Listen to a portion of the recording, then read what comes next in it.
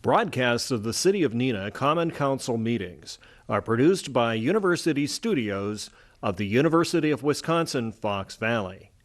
Neenah residents can get information about City Council meetings, City Committee meetings, meeting agendas, and other documents via the City website, www.neenahgov.org.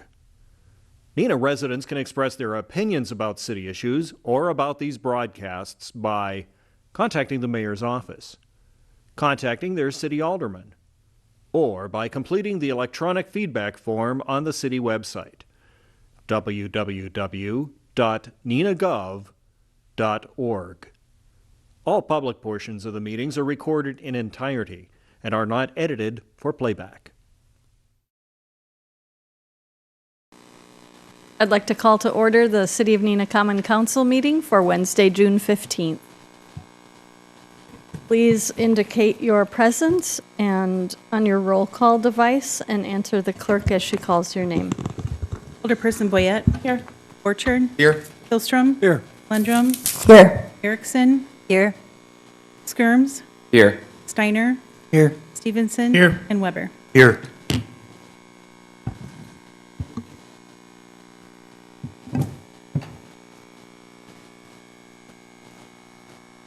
Everybody present? I will ask Alderman.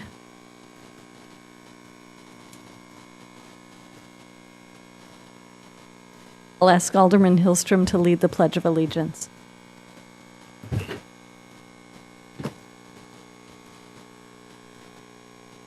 Pledge allegiance to the flag of the United States of America, to the republic, one nation, under God, indivisible, with liberty and justice for all.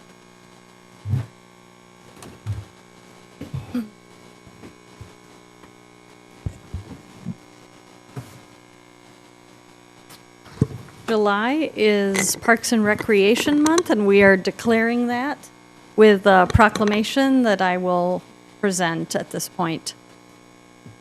Whereas Parks and Recreation is an integral part of communities throughout this country, including the City of Neenah, and whereas Parks and Recreation promotes health and wellness, improving the physical and mental health of people who live near parks, and whereas Parks and Recreation promotes time spent in nature, which positively impacts mental health, and whereas Parks and Recreation encourages physical activities by providing space for popular sports, hiking trails, swimming pools, and many other activities designed to promote active lifestyles, and whereas Parks and Recreation programming and education activities such as out-of-school time programming, youth sports, and environmental education are critical to childhood development, and whereas Parks and Recreation increases a community's economic prosperity through increased property values, expansion of the local tax base, increased tourism, the attraction and retention of businesses, and crime reduction.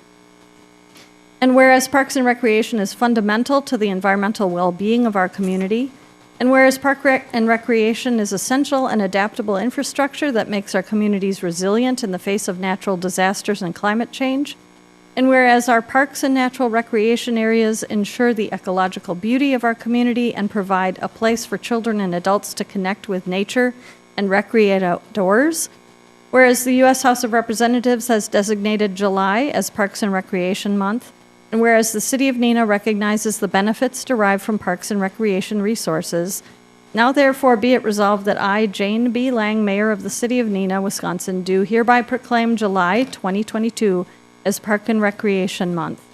Signed and sealed this day, the 15th day of June 2022. Here, here. At this point, I would like to call Parks and Recreation Director Michael Kading up as he has an announcement. Thank you, Mayor. Appreciate the proclamation declaring July as Park and Recreation Month.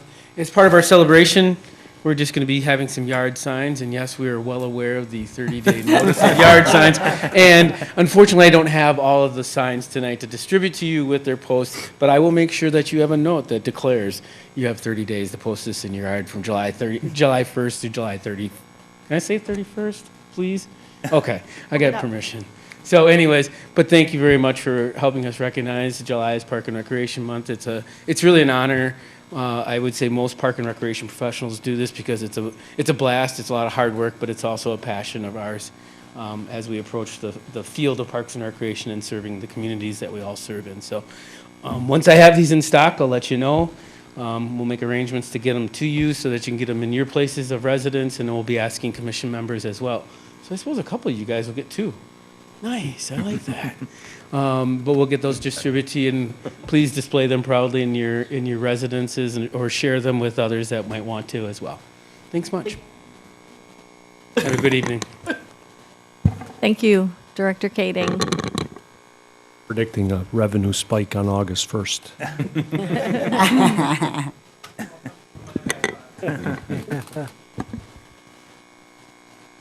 There are no mayor's appointments this evening. That's the next item on the agenda. Is there any objection to unanimous consent of approval of the council proceedings of June 1st, 2022?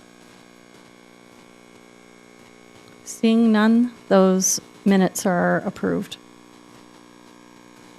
There is no one here for the public forum this evening. Is there any objection to unanimous consent of the consent agenda as it reads on our agenda?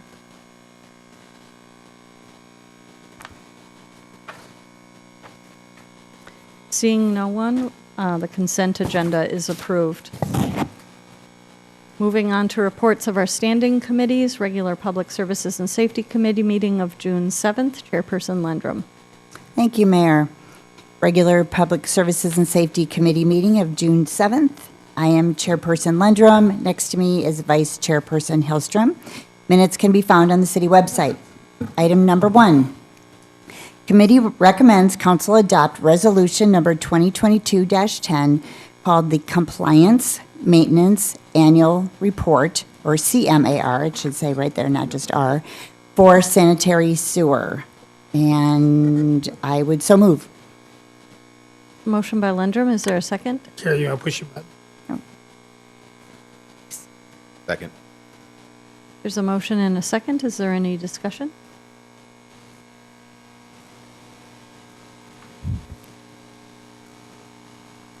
I can't get the button to work. Alderman Landrum. Okay, thank you. I would love to just get a quick synopsis from Director Kaiser, what this is. It's like a good grade report from school, and we got an excellent grade on it, so it's kind of nice to brag. Absolutely true, thank you. Is there any other discussion? Any questions on that? Well, just from Director you want me Kaiser, to- just real quick. Okay. Just a Yeah, it synopsis. says, the name indicates, it's an annual report. This is to the DNR, evaluating the financial health of the sanitary utility along with the system health of the utility. So it's graded in both of those aspects, and this gets submitted, and they review and get back to us with any comments or concerns that they notice from the report. But it's a fairly clean report again this year. Thank you. That's great news. Any other questions, concerns, comments? If not, all those in favor will vote yes on their roll call machine. Against, vote no.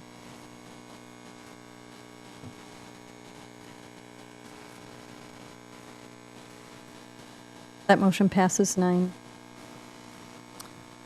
Thank you. Item number 2.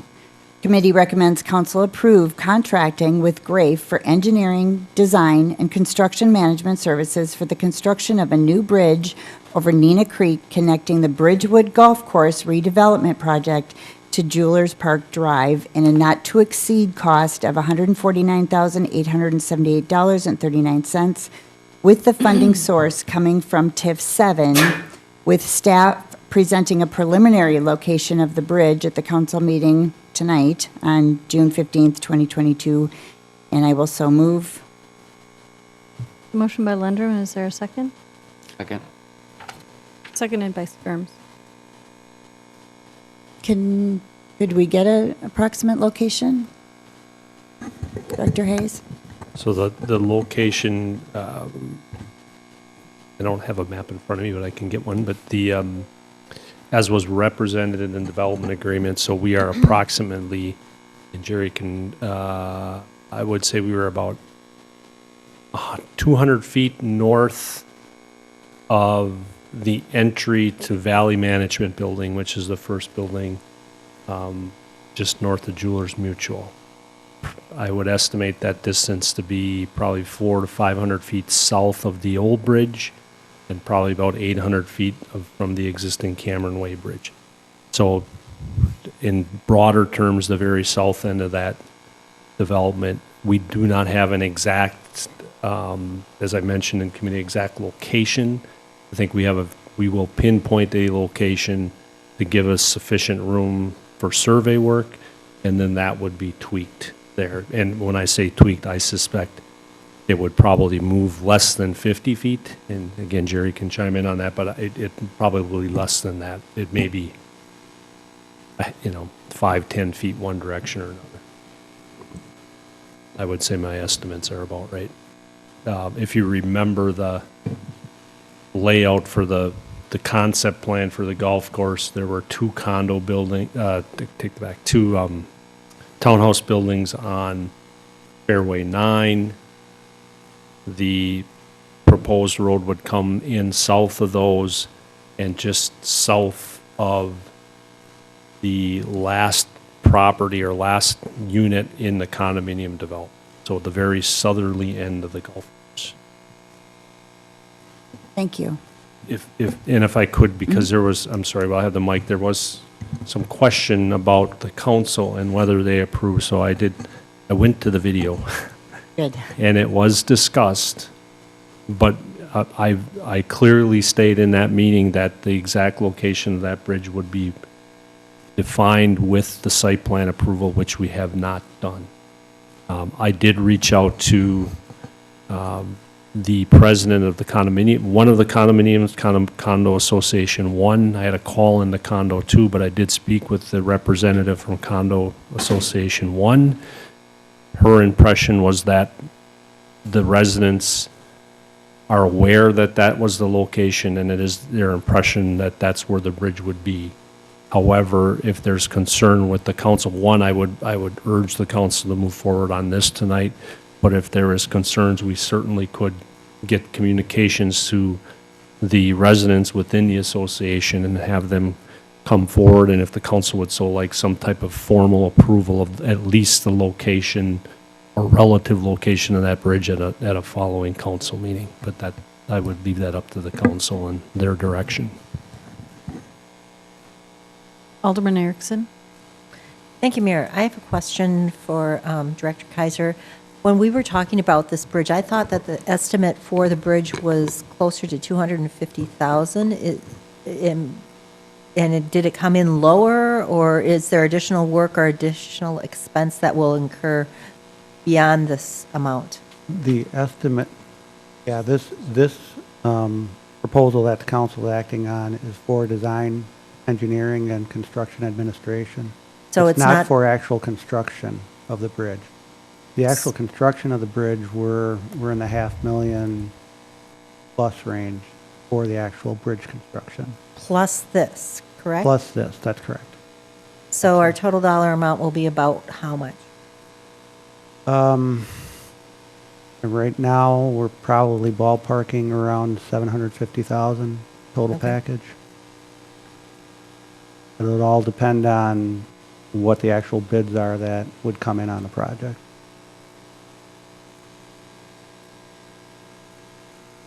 Alderman Boyette. Thank you. Director Kaiser, I have a question on the location that you're describing this evening. When we were at the meeting with the residents, we were kind of deciding if we were going to utilize part of that initial driveway and that maybe we could use the bridge, and then we decided we couldn't use that bridge. We had to come up with something else, and then we were going to take away the pond and da-da-da-da. How did we go from that location to 400 feet away? Just curious, because Well, our other options were all at that other end, and the the developer came forward with a proposal to connect the road into the site just on the east end of the existing Cameron Way Bridge. Our initial proposal was to have a separate bridge into the site. I don't know if we were in the area where we're talking or if we were closer to the older bridge.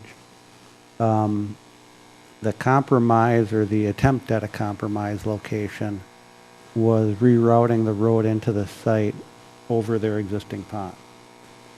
So that was developed just kind of brainstorming a possible compromise that would satisfy the developer and satisfy our concerns relative to the safety of the connection that the developer had originally proposed.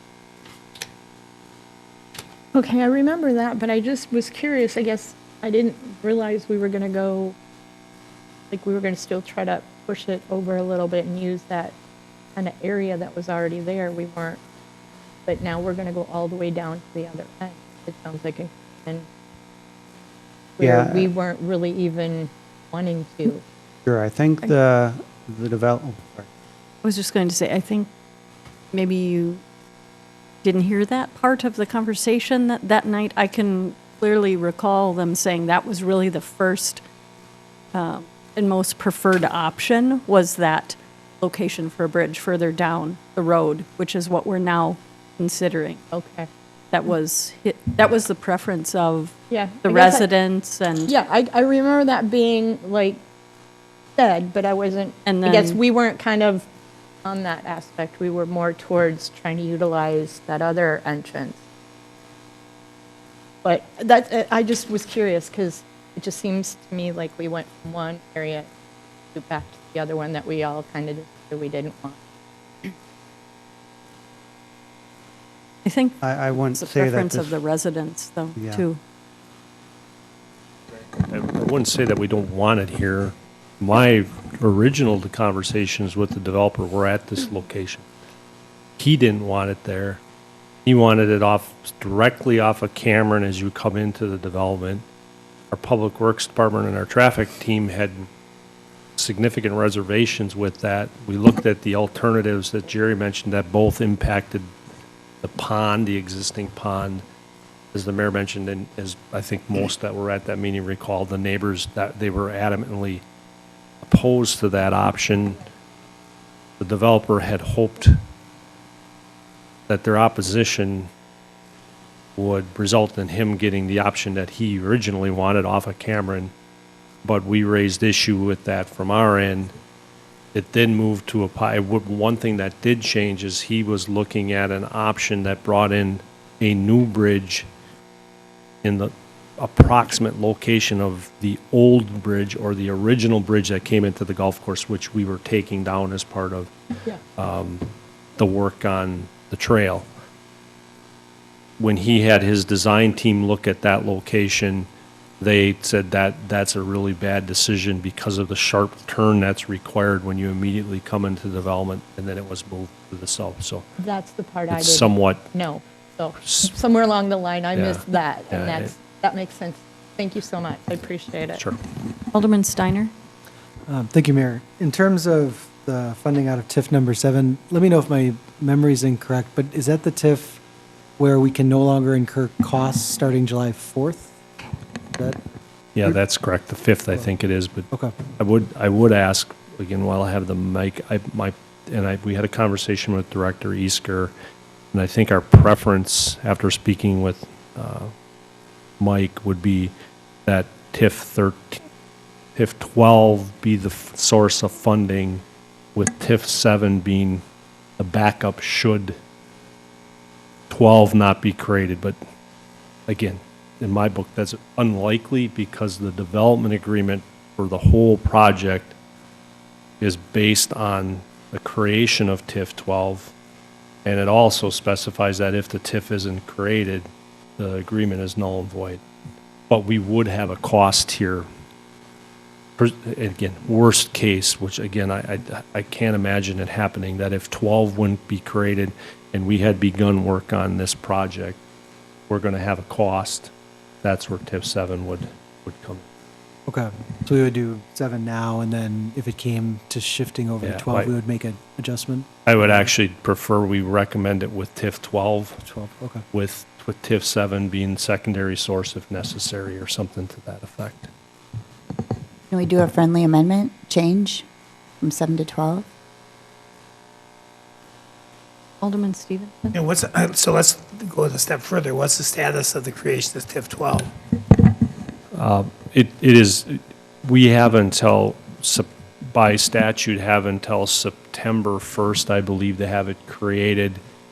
If we create it prior to September 1st, it's effective 1/1 of '22, so any costs we would incur would be applied. It's on my desk and being written. We are putting a draft of the agreement together. When you start looking at notifications and schedules, unfortunately, we're probably starting to get into August or maybe even September for approval. But, well, I take that back. We're going to get it approved before, we're going to make every effort to have it here before September 1st. So when do we have to have it created? By September 1st? By To be able September to 1st. capture 2022 costs. So we have Correct. to do it. And increment, yes, that's correct. So if the friendly amendment passes, which I would support, then it's, then it's a given that it has to be done, because it's our only funding source. Could we, in the friendly amendment, could we work in both TIFs as a backup? What you could do is TIF with the contract being approved with funding from TIF 12 and TIF, and if necessary, TIF 7, something to that effect. Would you like to make that? Yeah, I'm okay with that. Can we still do the friendly amendment with both in there? Is that agreeable with the second?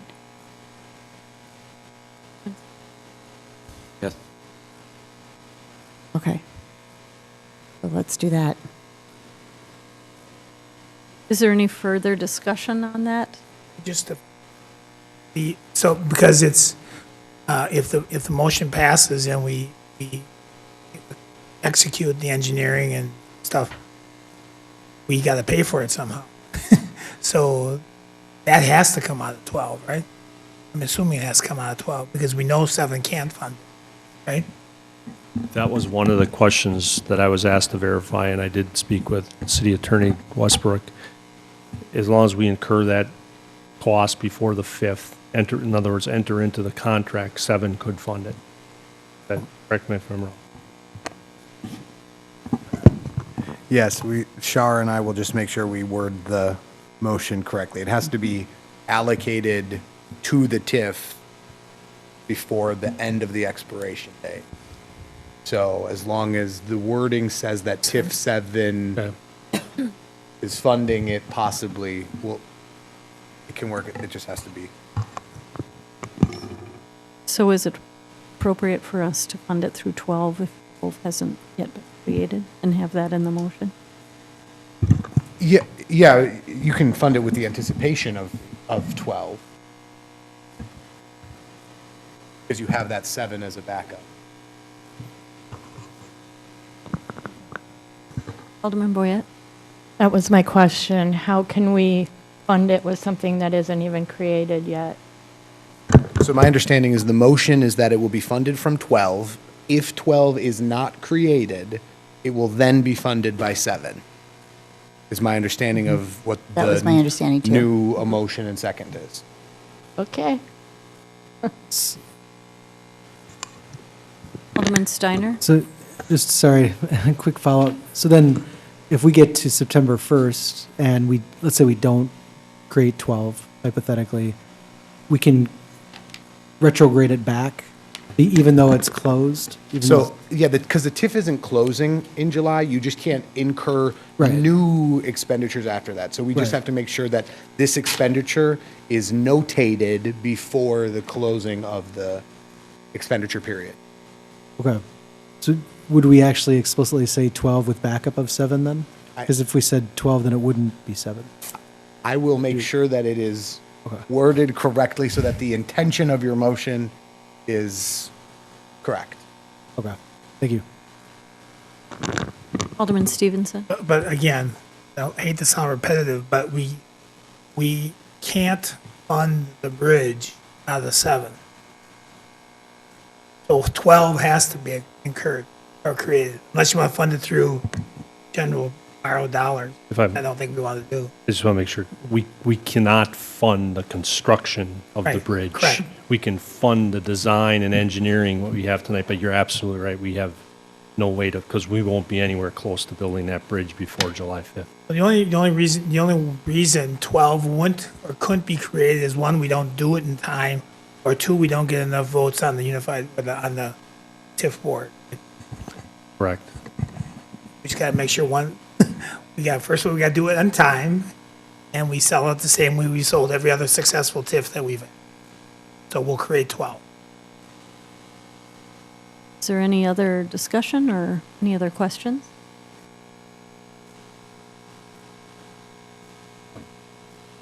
Then please cast your vote on your device.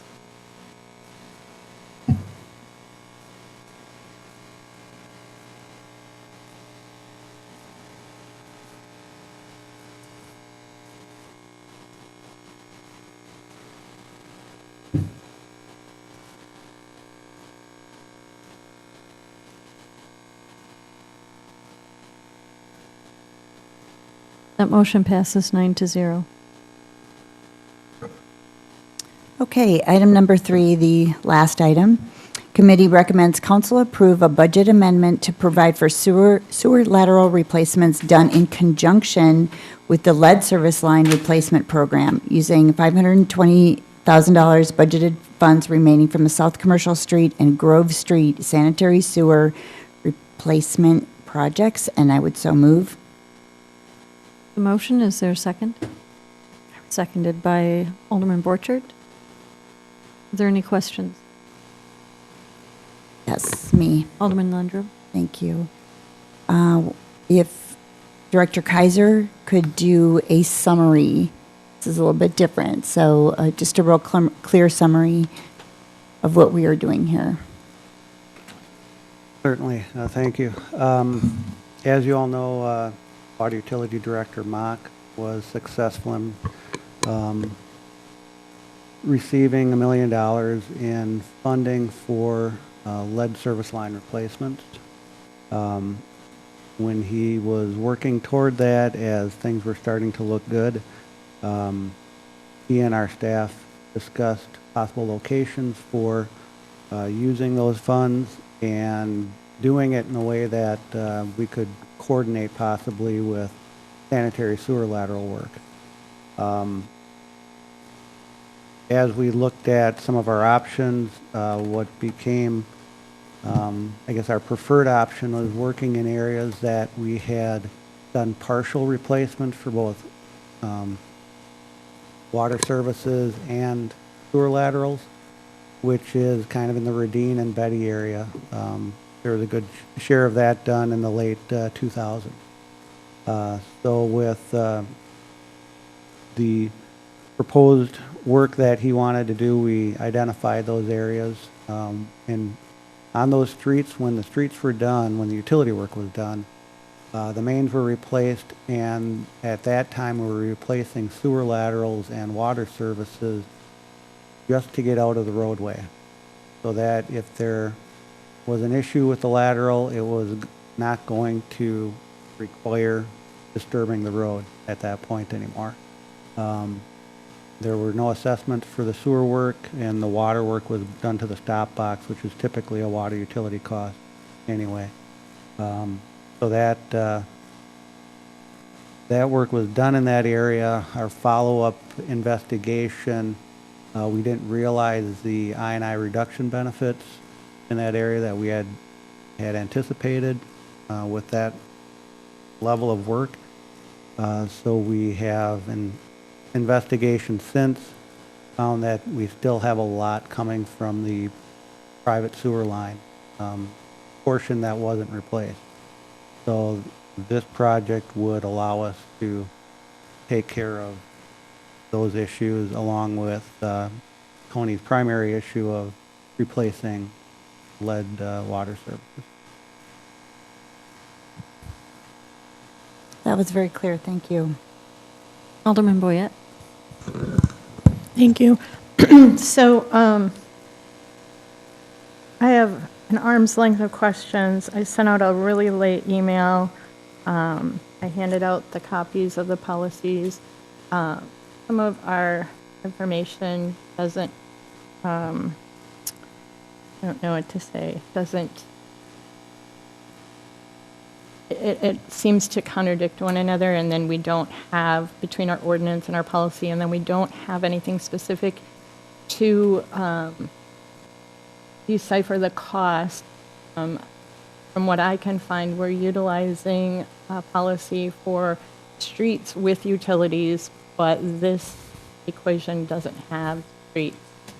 And then the other question I have with the math on this is, in the ordinance, it says that the amount will be figured out or be charged by the last bid for lateral. And I'm just curious what that last bid was, when it was, and then I have like a list of questions. You know, are the neighbors or are the citizens going to be notified for a public hearing where they can come and talk to us and understand this, like we do with the streets, because that's kind of like the protocol that we're utilizing, or not? Like, I have so many questions on this, and I'm not looking to send it back to a committee or anything. I would be satisfied if I could postpone this and just bring it back to the next council meeting, that giving everyone ample time to answer the questions and for everyone to kind of digest all of this. There's a lot here. All right, let me tackle a few of those. First of all, we do plan to go through the special assessment process, as I noted at the committee meeting and in my memo. That will entail all 3 steps of our typical special assessment process. At the next, if this were to pass, at the next Public Services and Safety Committee, we would bring forward a preliminary resolution and an assessment report for the work. The preliminary resolution has to go to the following council meeting, and at that point, we would be notifying all of the property owners of a public hearing as part of our special assessment process. Public hearing would be held, and then a final resolution on the work would be brought forward to the committee and eventually to the council. So we would be following our typical process and giving the resident an opportunity to speak to the council on the work. So would they get more than the 60-day notice? Well, public hearing notice is 10 days, I believe, for a public hearing on a special assessment. And then, so they would first get their 60-day notice and then the additional 10 days? Is that what you're saying? I don't know what 60-day notice you're referring to.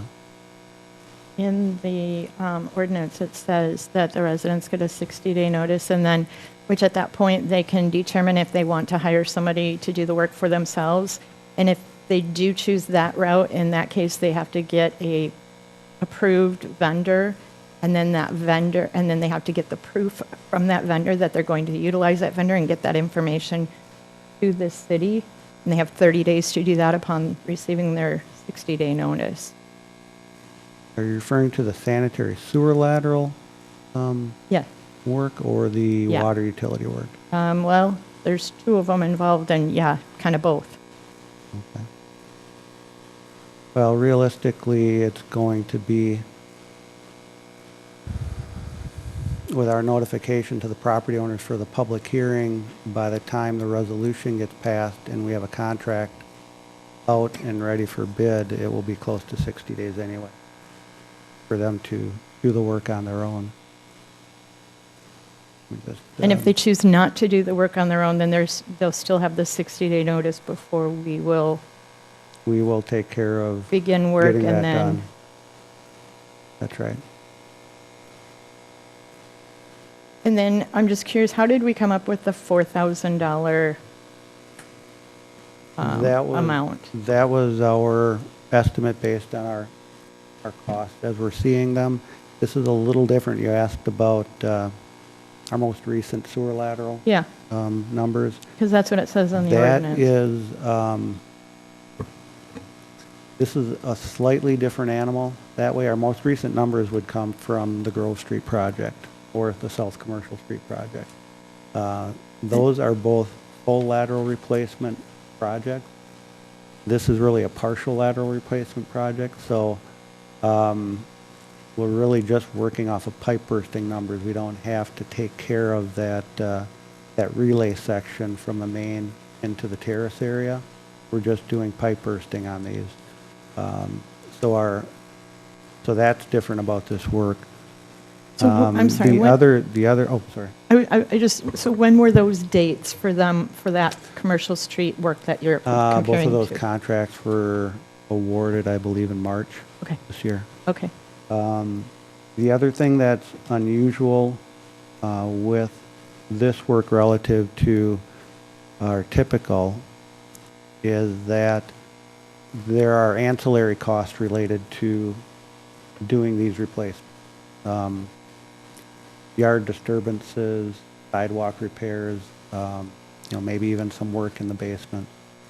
To this point, since the sanitary sewer has been kind of the driving force on these replacements on our other utility projects, those costs have been included as part of the sanitary sewer work. With the funding that Tony has, those costs are eligible for funding under his program. So in this case, we're transferring those costs to the water utility work. Right. So that will reduce the costs that we're tying to the sanitary replacement, which then lowers the cost of assessment to the affected owner. Right, yep, I was aware of that, because I talked to Director Mock about that, and he specified that the water money from the federal government would cover, like, fixing the grass in the yard and that sort of thing, trying to make it whole again. Yeah, yep. And the list goes on, so, I don't know, I guess, I think there's a lot of more questions, and then we have some issues with our policies not meeting up with our ordinance, and so there's some work there potentially in the future as well. So I don't know. I mean, I guess I would like more time, but I don't know if it's feasible to still get this done. I mean, matter of what, another 2 weeks, another meeting? And again, I'm not asking for it to go back to a committee. I'm just asking for time for it to come back to council. I guess the comment I'd make relative to that, again, we're talking about a budget amendment here. At this point, we're not obligating the council to actually spend funds for this project for sanitary utility work. It just allows us to start moving the process along a little bit on the assessment side, because there is quite a time frame involved with that special assessment process. And given that the water utility funding is good through the end of the year, we're concerned with pushing up against availability for contractors by the time we're actually at a position to let a contract on this. Well, and I can respect that. I guess my comment to that would be then, when this was all approved in January, why weren't we moving quicker then?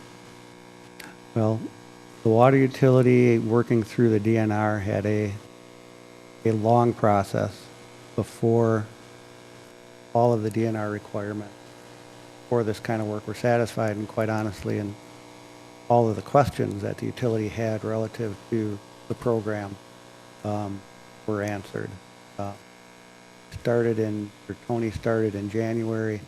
I want to say we didn't know until late March that we were in good shape on it, and then it was another month at least of working through some of the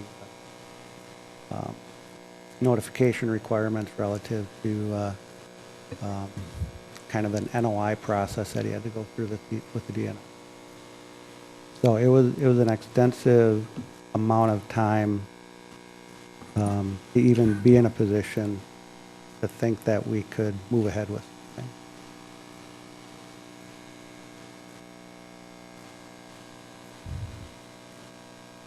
Thank you.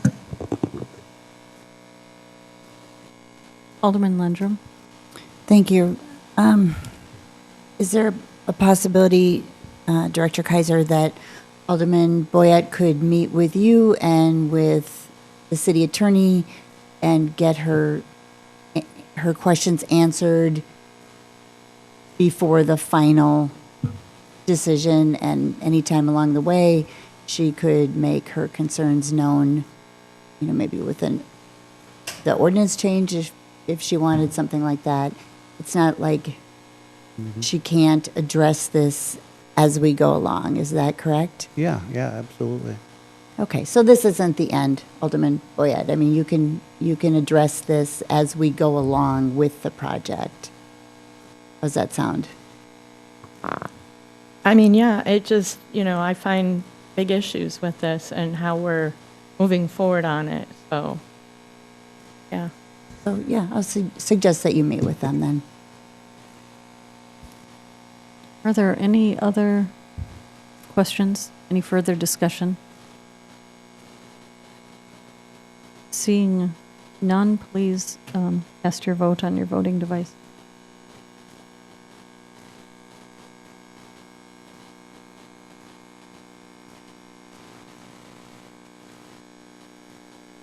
That motion passes 8-1. And that's the end of my report. Thank you. Thank you for your report. The Finance and Personnel Committee meeting of June 6th was, there's no report. So moving on to the reports of special committees and liaisons, the regular Plan Commission meeting of June 7th. Council Representative Steiner. Thank you, Mayor.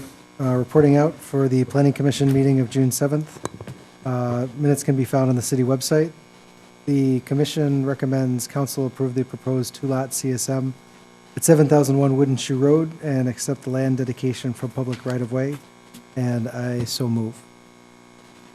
It's a motion by Steiner. Is there a second? Seconded by Council President Stevenson. Is there any discussion? Seeing none, please cast your vote on your device. That motion passes 9-0. That concludes my report. Thank you for your report. The Board of Public Works meeting of June 9th. Chairperson Hillstrom. Thank you, Mayor. Minutes of this meeting can be found on the city website. This evening, we have 6 informational-only items and 2 council action items, so you can stop me anywhere along the line if you have questions.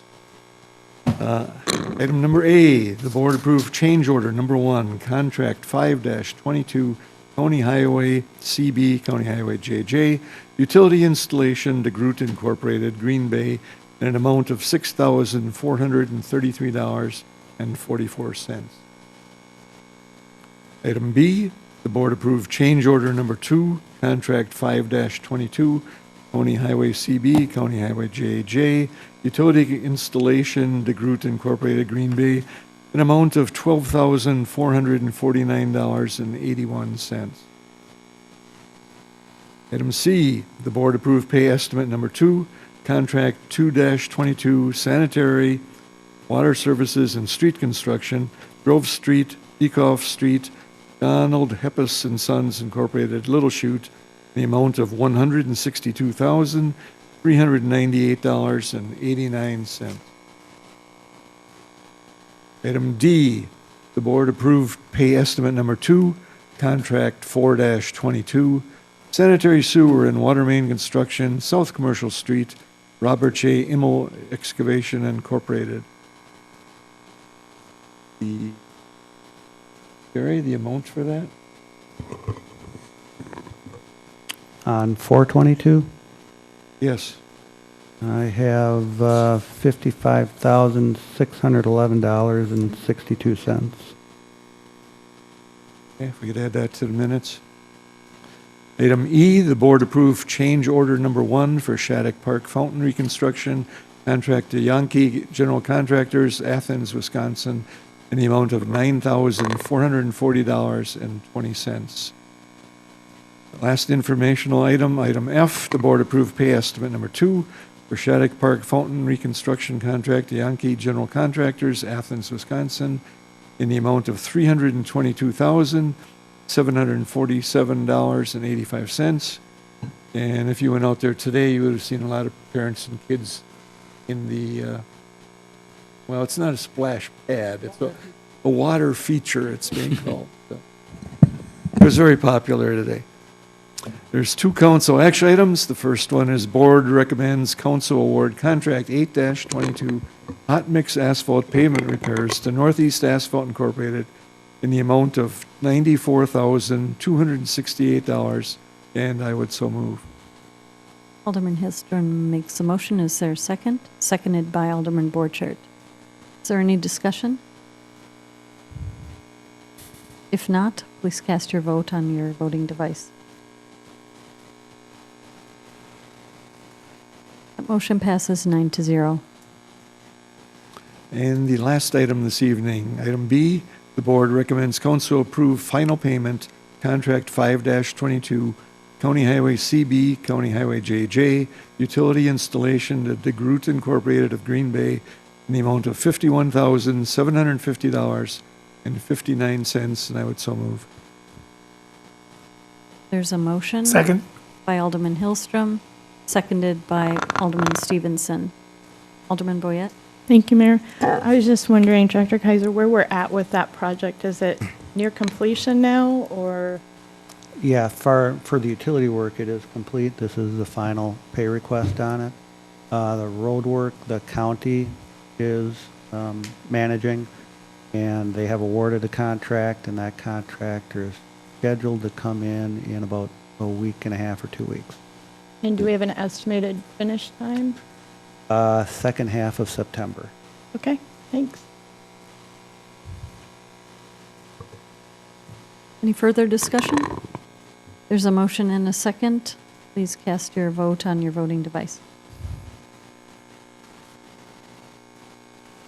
That motion passes 9-0. That concludes my report, Mayor. Thank you for your report. Reports on the neighborhood groups, Business Improvement District Board, Alderperson Skirms. Thank you, Mayor. Reporting out on the board meeting of May 17th. Minutes can be found on the city website. Director Weniger gave an update on the downtown Wi-Fi installation. Questions were asked about coverage, cameras, timing, intent of the program. He made himself available on June 1st at Lawless to answer any questions from the downtown folks. Deputy Director Schmidt discussed the upcoming downtown plan project being conducted with the assistance of RDG partners. The bid is contributing $5,000 toward the effort. That project kicked off May 19th. There's also work being done looking into the best location for the Valley Transit Transfer Station, and a grant is paying for the consultant for that work. Assistant Director Hanneman handed out the summer activity flyer containing the concert schedule, farm market schedules, highlighted the 2 big street dances coming up. Copies of that are available at future Neenah or online. Public Relations Marketing announced their upcoming activities, recognized the recent flower bed decorating project, which was pretty cool and success, so I think we'll see that again next year. Maintenance Committee is holding a district walkthrough on June 21st. Any and all are welcome to join us. Recruitment Retention Committee recommended a grant approval for 106 West Wisconsin Avenue, which is the former attachment to Associated Bank, which is being cleaved off into a standalone building, and that grant was approved.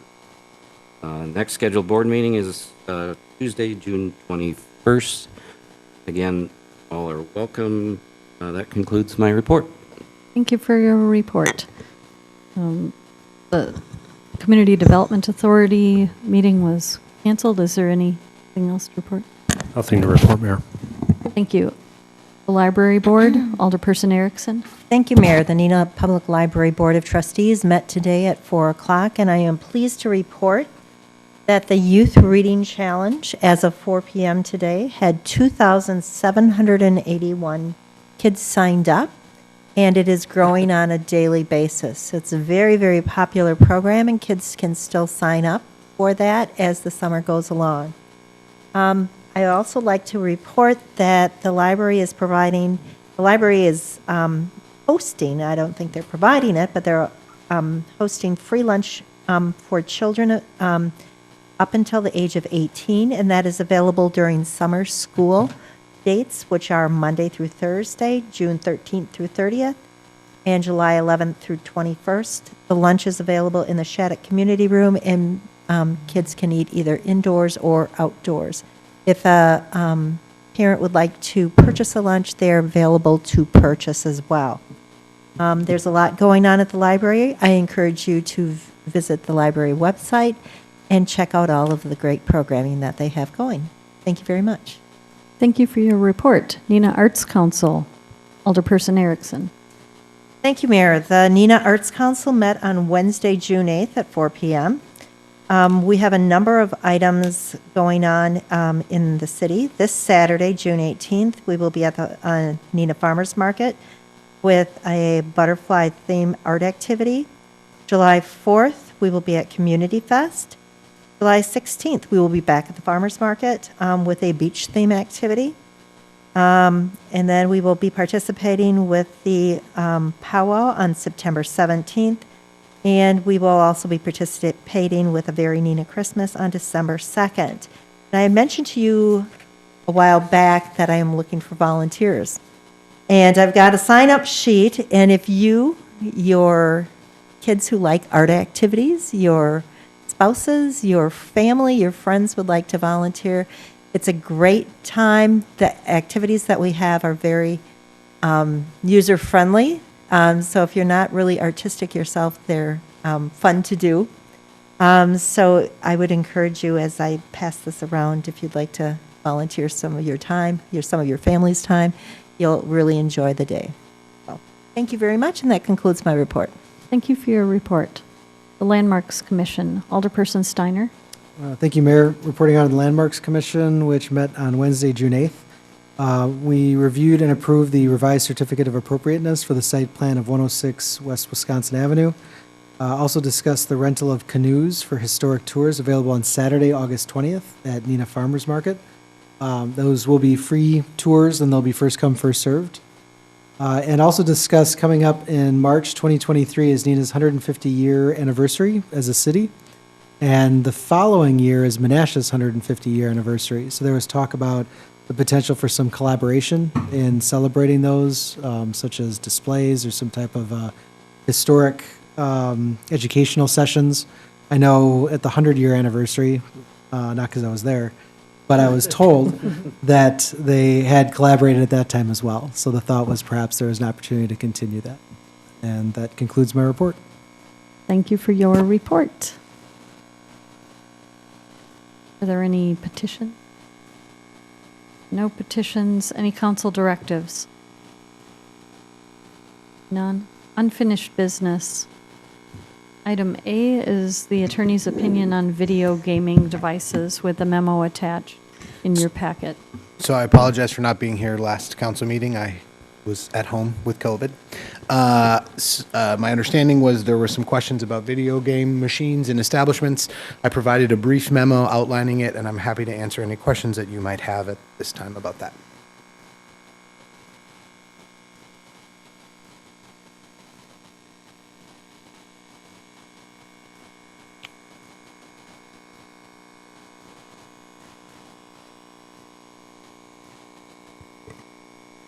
Any questions, concerns about this?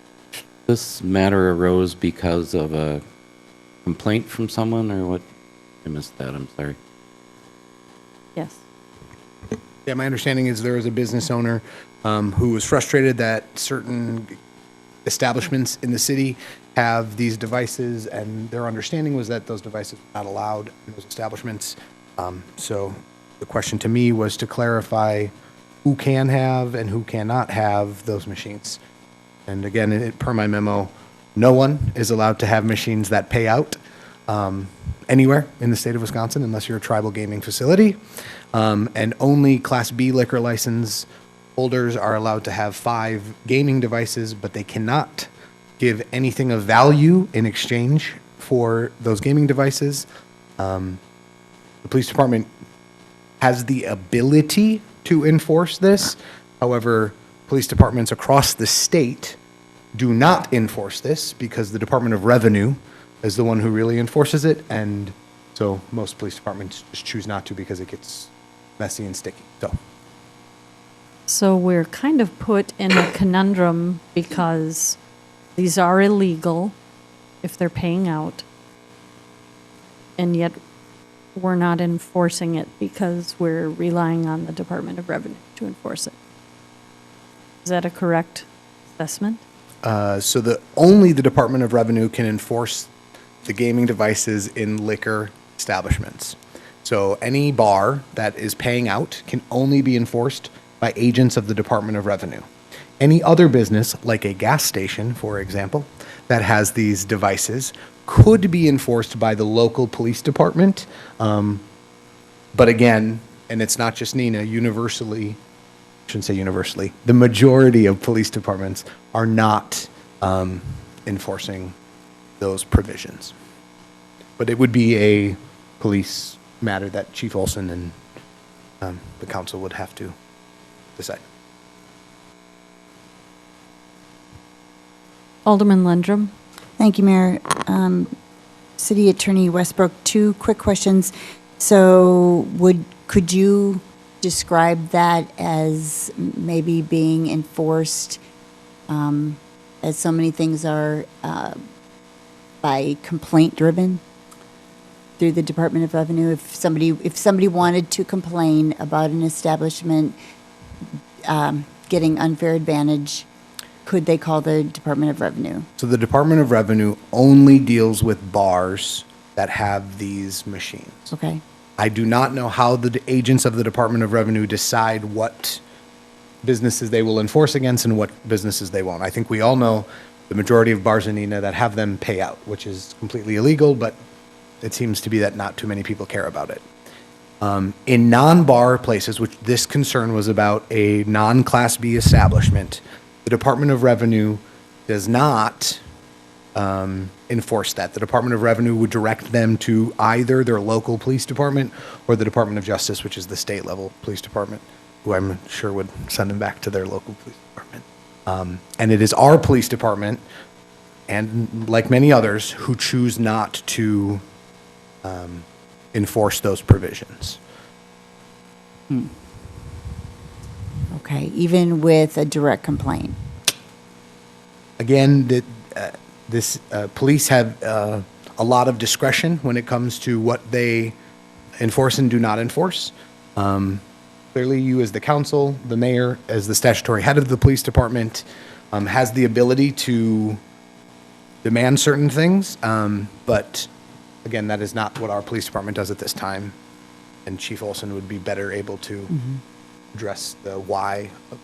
Okay. But again, it is common. It's not, Neenah is not an outlier. Okay, and my second question is, did you get back to the original business owner with this answer? I have not had any communication with the business owner. I'm happy to if that's what the council would I like. would prefer that. I think that, he was asking for Yes, but some we sort of don't feedback. really have any answer yet on if we're intending to take any direction. I don't think that decision has been made if we're taking any action on this or looking for further insight on it. Are we looking perhaps for some input from the police department on this if we want to continue considering this issue? Could we at least send him what you sent us? I Just the clarification of the law? Absolutely. Okay, thank you. And I don't think it's necessarily a clarification of the law that he's looking for, because he's continued to receive notifications from the state about video gaming machines being illegal and that needs to be enforced. That's the message that's coming from the Department of Revenue, that all video gaming machines are illegal. And we need to address that issue. So he's well aware of it. We're aware of it. We just don't know what direction we're taking as far as responding to this. I received another identical letter today that had been sent out to law enforcement in the state, indicating that this is an issue, this is an illegal activity taking place that needs to be addressed. Well, what are we doing about it? Okay, thank you. Alderman Erickson? Thank you, Mayor. I was just wondering if this would fall under code enforcement. If a complaint came in, code enforcement wouldn't send out a letter and say you... No, so this is a criminal offense. So code enforcement only deals with municipal violations. So when they issue something, it comes to Judge Guns and our court. This is an actual criminal offense that would go to Winnebago County. It's a misdemeanor. I believe it's a Class A, up to $10,000, 9 months in prison. Jail, not prison. So code enforcement could not. It has to be a sworn officer that issues the citation.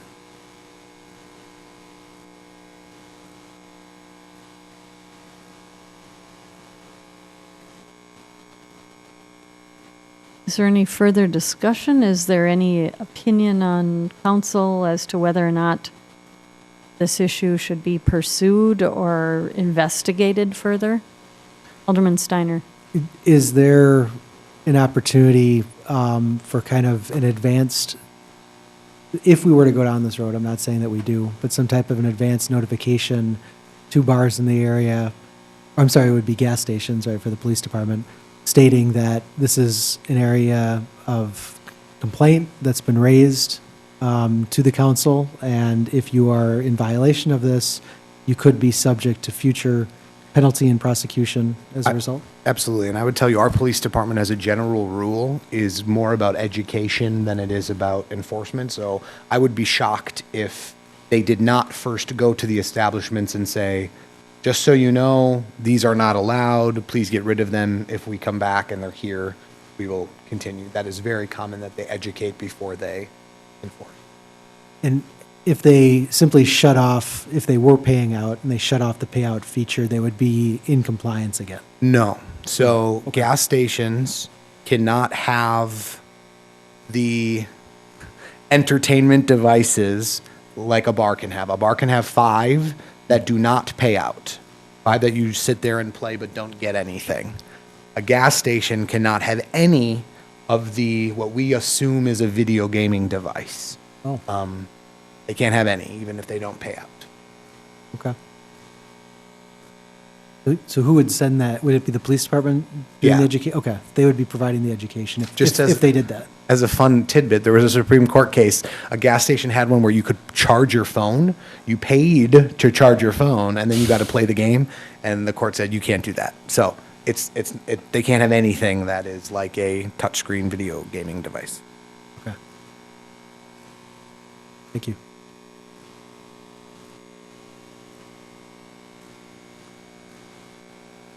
Is there any further discussion? Is there? Right.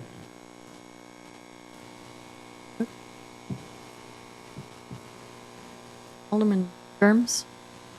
So these are illegal.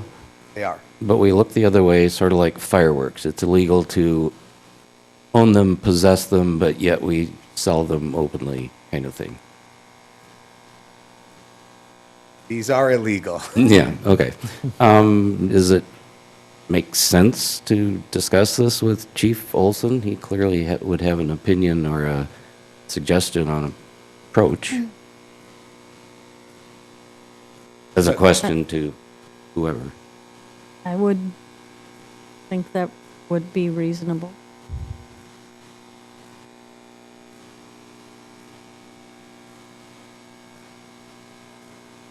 Again, this is a police enforcement matter, and so it is their discretion. Obviously, council can give the police directives. You've done it in the past with speeding, for example. But it is absolutely a police discretionary decision. So, yes. we know the scale of this issue? Any idea? Within our own community or within the state? No, in the community. 5, 10, a dozen, 20? I don't think we know. Yep.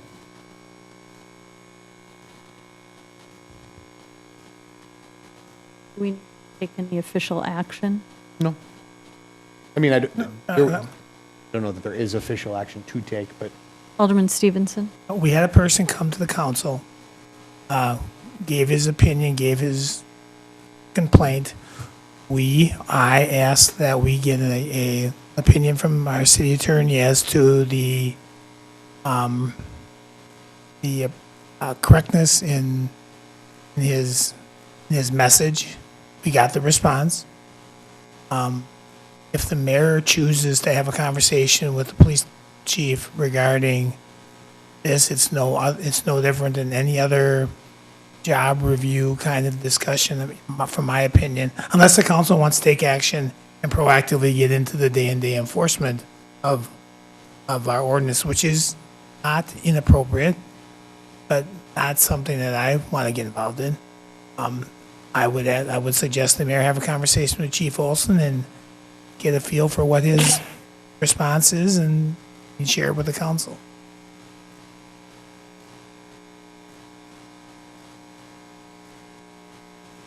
Everybody's okay with that? Mm-hmm. Okay. Then moving on to item B. So once again, I provided a memo, which is in the packet. I was asked about the ability for the Public Services and Safety Committee / the council to grant an appeal of a bartender license after the deadline had passed. Like it says in the memo, my recommendation would be to not do that. It is my counsel to you not to do that. However, you as a council have the ability to override your own rules and do that. I just believe it would set a very bad precedent. Deadlines are there for a reason.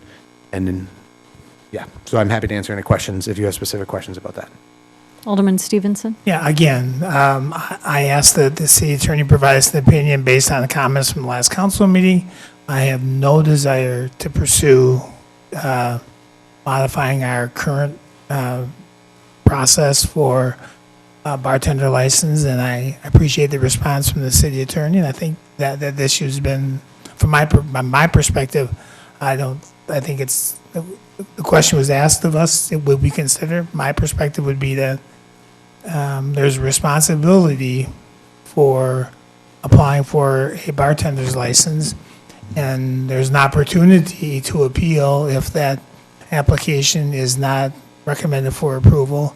The person didn't do what he needed to do, and I'm ready to move on to the next issue we have to deal with. Any further comments on that item?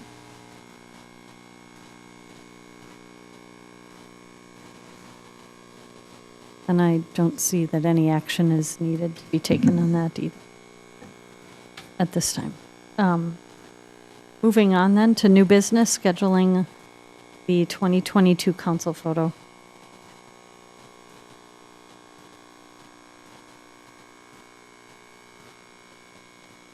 Council President Stevenson, do you have any opinion on that? No, let's look at when. So your next council meeting is scheduled for July 1st. No. I'm sorry, I'm on the wrong. 6th. 6th. July 6th. Anybody know they're not going to be there? I might. I won't be there. Okay, so we have two. How about 20th? Anybody not going to be here on the 20th? Third call. Anybody not going to be here on the 20th? Okay, let's do it on the 20th. Thank you, that was easy. Are there any other announcements or questions that could come before council? If not, is there a motion to move into closed session? So moved. Second. Oh, sorry, I didn't see you, Lee. Sorry. That's okay. I just wanted to mention that the concert scheduled for tonight, the Future Neenah's concert with the Britons, was been postponed to Monday evening. So that'll now be on Monday evening from 6 to 8 p.m.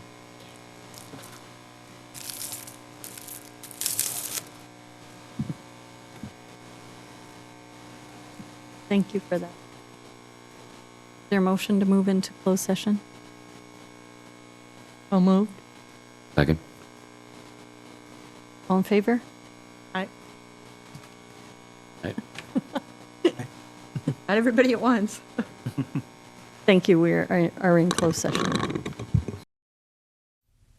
Broadcasts of the City of Neenah Common Council meetings are produced by University Studios of the University of Wisconsin Fox Valley. Neenah residents can get information about City Council meetings, City Committee meetings, meeting agendas, and other documents via the City website, www.neenahgov.org. Neenah residents can express their opinions about city issues or about these broadcasts by contacting the mayor's office, contacting their city alderman, or by completing the electronic feedback form on the city website, www.neenahgov.org. All public portions of the meetings are recorded in entirety and are not edited for playback.